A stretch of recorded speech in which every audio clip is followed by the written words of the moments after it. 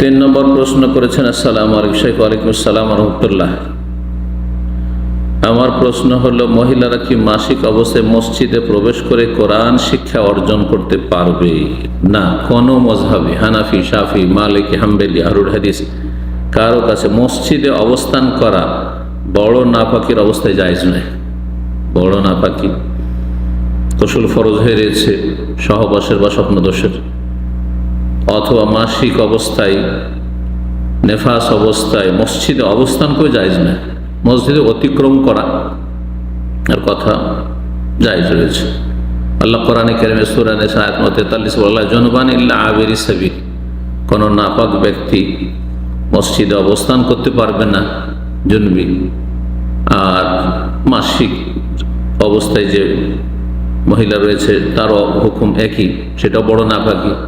ইল্লা আবিরি সাবিল, তবে যদি প্রয়োজন হয় যে এপার থেকে ওপার বা একটা সাইড দিয়ে অতিক্রম করে শুধু চলে যাবে, প্রয়োজন নেই। হাত বাড়িয়ে কোনো কিছু নিয়ে নিবে, যেমন আয়েশা রাদিয়াল্লাহু তাআলা আনহাকে নবী সাল্লাল্লাহু আলাইহি ওয়াসাল্লাম নাওয়াইলিল খুমরা, চাটাইটি বাটি পাটিটি তুমি মসজিদ থেকে নিয়ে দাও বা নাও, তো বলছেন যে আমি তো মাসিক অবস্থায় আছি।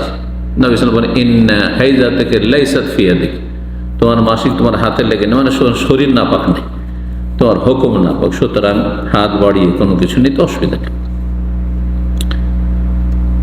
কোরআন শিক্ষা, এক তো কোরআন শিক্ষা, আবার কোরআন শিক্ষার ক্ষেত্রে যে বিষয়টি, আপনি যদি দেখেন যে কোরআনের ছাত্রী অথবা কোরআনের হাফেজা বা কোরআনের ভুলে যাবেন, তো অনেক ওলামাদের নিকটে কোরআন মুখস্থ পড়া যাবে। আর হাতে যদি স্পর্শ করতে হয় তো আবরণ দিয়ে, হাতে মোজা দিয়ে বা কিছু দিয়ে।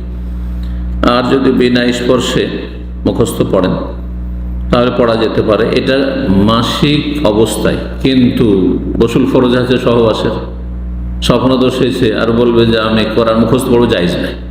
কারণ এই নাপাকি সাথে সাথে দূর করে নেওয়া যেত গোসলের মাথায়। পক্ষান্তরে মাসিকের নাপাকি 7 দিন, 8 দিন, 10 দিন আছে, হয়তো গোসল যতই করুক না কেন তাতে অবশ্যই পাক হতে পারবে না, সেই জন্য তার ক্ষেত্রে ছাড় রয়েছে।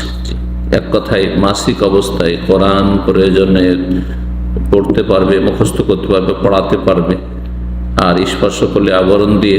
কিন্তু মসজিদে অবস্থান করা মোটেই জায়েজ নয়, বাড়িতে পড়বে।